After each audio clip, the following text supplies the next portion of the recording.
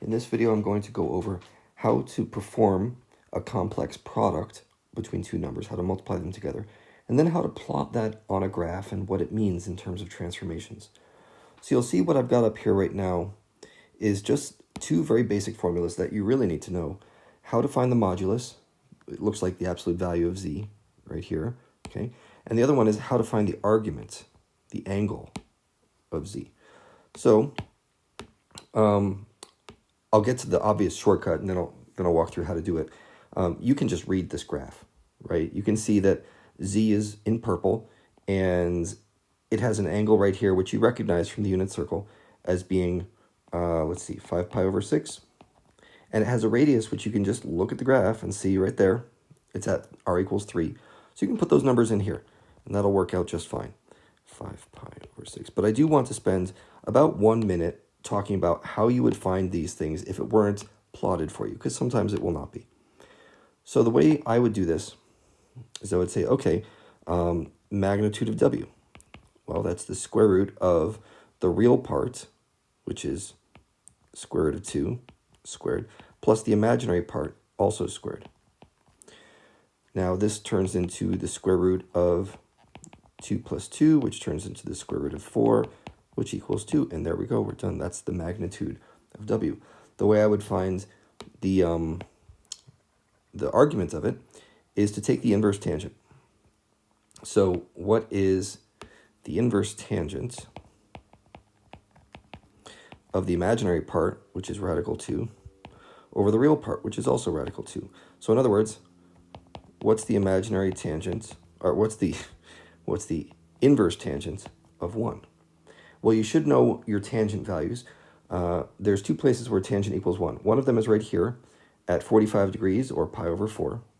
The other one is down here in quadrant 3 at 135 degrees. No. That one's 225 degrees, or 5 pi over 4. Okay, and the question is, well, how do I know which one it is? Again, pretend you can't look at the graph. How do you know which one it is? If you take a look at w, see those x and y coordinates in rectangular form are both positive?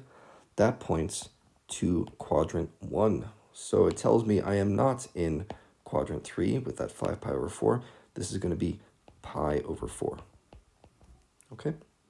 So that's the preliminary stuff, how you find these angles and moduli. And the next part is actually quite easy, and I've written out de Moivre's theorem right here, so you can see pretty easily how these come together.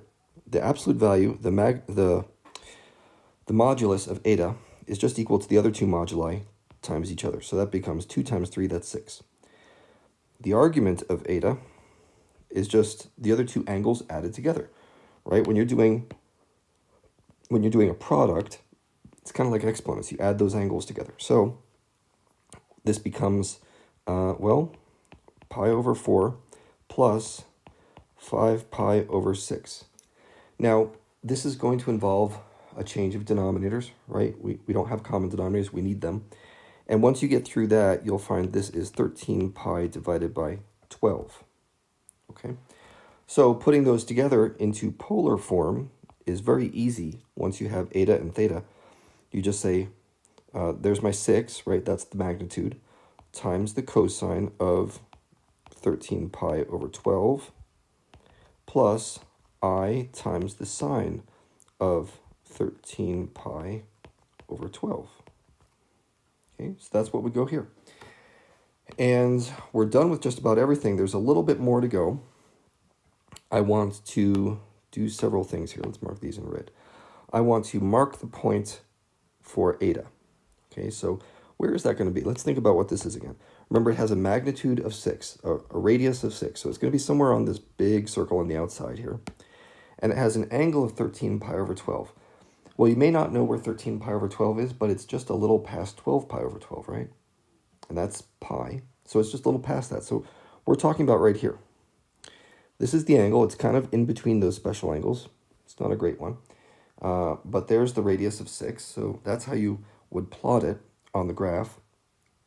And as you scroll down here, you'll see, I want you to describe this in terms of transformations. What transformations are happening on Z? And I'm going to just redo the color on this. I want my product to be in blue, z to be in purple, and w to be in red, according to the way it's set up in this problem. So what's happening to z, the purple curve? Well, first thing that happens is it is lengthened. I don't know, you could quibble over whether this is really the first thing or not, but we know that it must be extended in length by a factor of 2. Okay? That factor of 2 is simply the length of w over here. We multiply z by w's length, first things first. So that is a scaling factor of 2. The next thing that also has to happen is it has to get rotated by w's angle. See these two rotation arrows that I'm drawing here? Those are exactly the same. So that 45 degrees of w is also how much this gets rotated to meet the blue curve. So this is going to be rotated counterclockwise by pi over 4. These two operations, a scaling factor and a rotation, are basically how you describe multiplication by a complex number in the coordinate plane.